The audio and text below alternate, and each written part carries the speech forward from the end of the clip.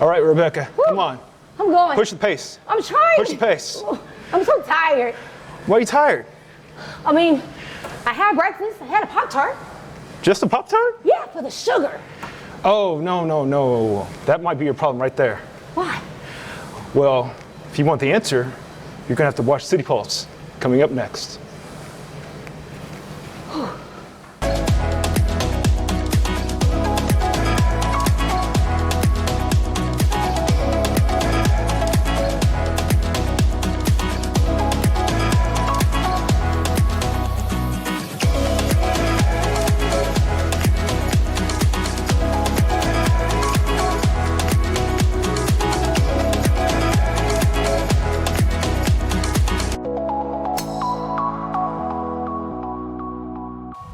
As you can see, Rebekah and I are on location. We're going to share some highlights and preview the Texas Children's Houston Open. But first, let's spring forward with National Nutrition Month. And get to this interview with health educator, Emya Lee. We are in the Wellness Center inside City Hall for National Nutrition Month. Rebekah and I are with Emya Lee, and she is here to tell us what Nutrition Month is all about. Yes, so give us some good tips, good details, things we need to know about National Nutrition Month. Yeah, so National Nutrition Month is really just increasing awareness on how we should look at having better nutrient-dense foods, the foods that are giving us the biggest bang for our buck. Awesome. So when we're saying, what do those foods look like? Like, give us a list of things that I know. I'm a chicken girl. I love it, okay? Preferably fried, okay? But I think I'm messing up there. So tell us about that. Absolutely, and I think a big piece too is finding your balance, right? So if you love the things like the fried chicken, it's not that we can't have those things, but how can we have the awareness this month to see where we can balance that out? So having some of our whole grains, putting those whole grains in there, putting in those fresh fruits and vegetables, in addition to minimizing some of those sweets and treats. Now, I know this year, like the food pyramid sort of did an inverse where now proteins are being emphasized and whole grains are now at the bottom of the list. But I think whole grains are very good for you because of the healthy carbs. But what carbs should we look to have more of, and which carbs should we have less of?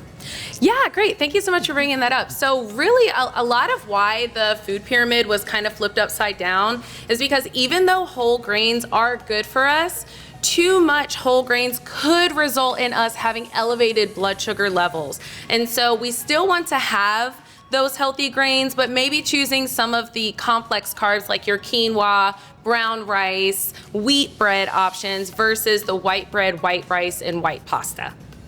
Now, you talked about the white bread and bread. I just genuinely, anybody loves, I'm not gonna call any names, any great restaurants with great bread.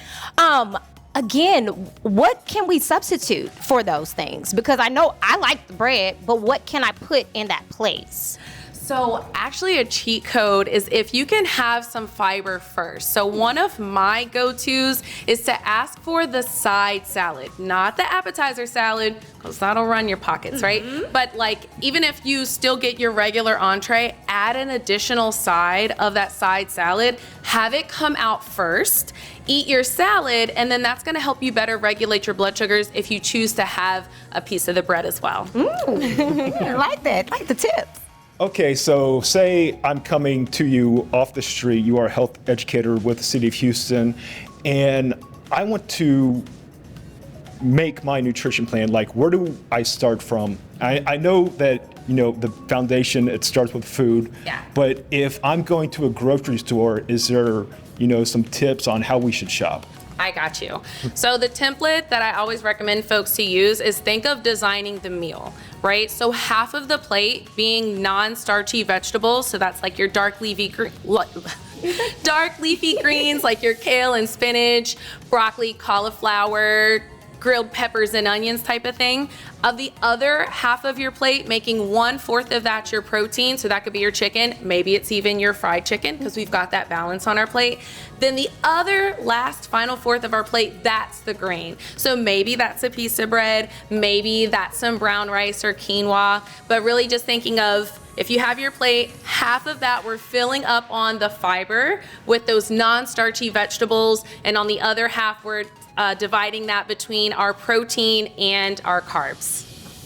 Cool. All right, is there one last parting thought that you'd like to give the audience, maybe a tip that not many would think about when it comes to healthy eating? Yes, and that is to drink your water. So a lot of our cravings for some of the less healthy things or wanting to go back for seconds could be a sign that we haven't properly hydrated throughout the day. So get in that water, get it in earlier in the day, and the more that you do, the better off you're gonna feel. That's awesome. Drink more water, Travis. Yes. Drink more water. Drink more water? Drink more water. I'm gonna try. All right, thank you so much, Emya Lee, for being on City Pulse today. Thank you. Okay, now that we know some steps to take for better nutrition, it's time to see how students are succeeding in school thanks to the Houston Health Department.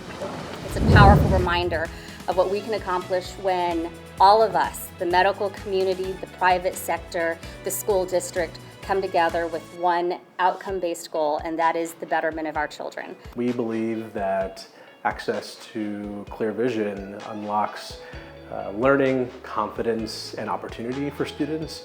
And so we're excited to partner with C to Succeed, which provides free eye exams and glasses to Houston area residents. We believe it's not just a program, but it unlocks the path to a brighter future. We're making a direct impact in these students' lives, and some of them have grown up to go into optometry themselves. We've heard some stories about students who have been through the program, and it just changed the trajectory of their life, and they are now pursuing, careers in the field. So it's amazing to see. We have more exciting stories underway. And before we go to break, we're gonna get some quick tips from Emya about how to add color to your plate.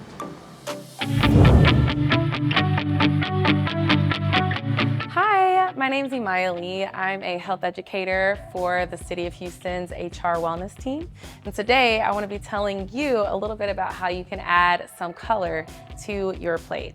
So one of my techniques or strategies with this is to think about your snacks. So for example, if we're having some fruit, we can pair that with some cheese, perhaps having some vegetables, and really just adding some variety. Making different combinations is a great way to put more color on your plate.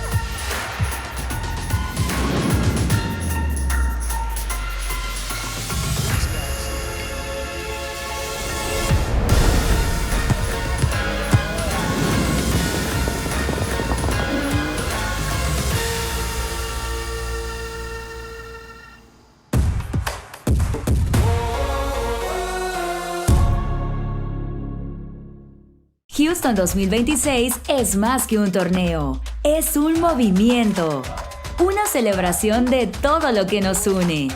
Ven listo para celebrar mientras Houston recibe al mundo en este 2026.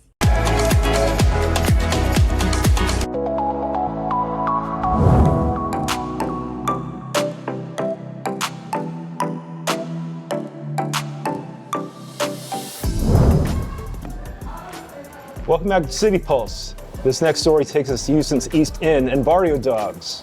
The organization's Youth and Pause program recently got a special proclamation inside City Hall, and HTV was there.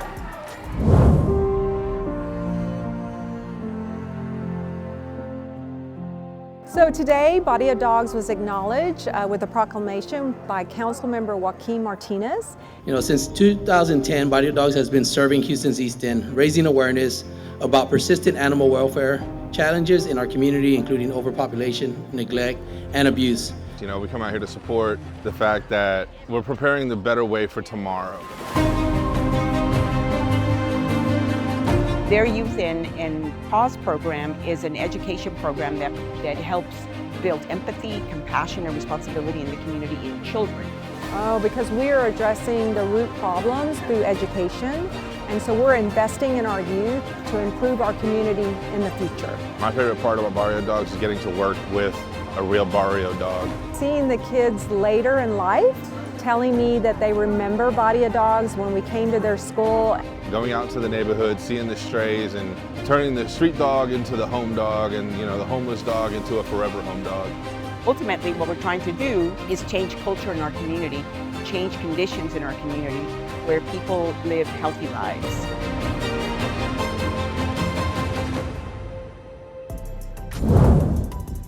Mayor John Whitmire and the City of Houston are working hard to ensure public safety and mobility.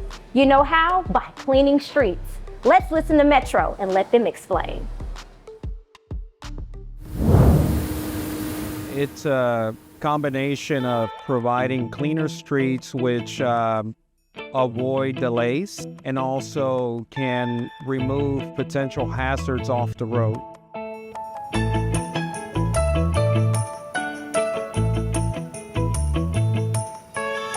It's an opportunity for Metro to be committed to doing their part in providing clean, reliable, and safe service for the community.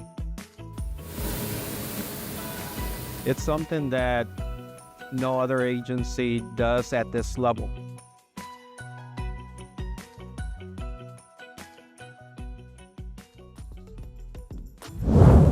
For our last story, we go from the streets of Houston to the links of the Memorial Park Golf Course. Pro golfers are making their way to the Bayou City for the Texas Children's Houston Open. Houston Parks and Recreation was there for the Astros Golf Foundation Media Day. Let's check out the highlights. Hello again, this is Matt Musil out at Memorial Park Golf Course. It's Media Day for the Texas Children's Houston Open. And whenever this annual Media Day takes place, that means the big tournament is right around the corner. Because an event like this does not happen by accident. A lot of connections, relationships, and commitment to continuing to make this a strong city. Seems like every time I turn around, Jim, your footprint and your handprint is involved in a successful venture. 2026 is our 7th year with the Houston Open, the 6th year at Memorial Park, and the 3rd year with Texas Children's. Thank you very much. We've invested $34 million here, and it had great results. Emya Lee, our defending champion, we saw some video of him. What a great champion he is for the Houston Open. Great following. We've got Brooks Koepka coming back, which is really exciting for us. Brooks was a big part of designing this golf course with Tom Doak. Chris Gotterup is playing. He's ranked 5th on the PGA Tour, 7th in the world. Ricky Fowler's coming back. And Shane Lowry is a name that's just added to the list. And we know that these guys are coming back every year because of the condition of the golf course and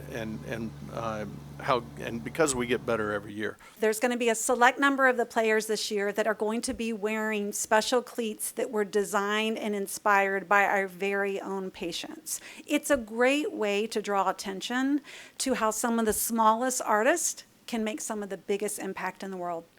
The tournament will officially begin Thursday, March 26th. And I invite you to stay tuned on all of our social media platforms, including HTV Cable, for our tournament preview special. Tune in for that. It's coming up later this week. The Texas Children's Houston Open here at iconic Memorial Park Golf Course is just one more reason why we like to say Houston Parks and Rec, where you belong. All right, Travis, I think it's time to end this show. But I got one more set to do. Well, okay. For HTV Houston Television, Houston Parks and Recreation, Metro, my fitness buddy and co-host Rebekah Williams, I am Travis Leamons, thanking you for watching this episode of City Pulse. Remember, make healthy choices because we can always do better. All right. Up goes the elevator. Down goes the elevator. Thanks, Coach. Get my leg coordination. Okay. I think I'm going backwards. Hold on.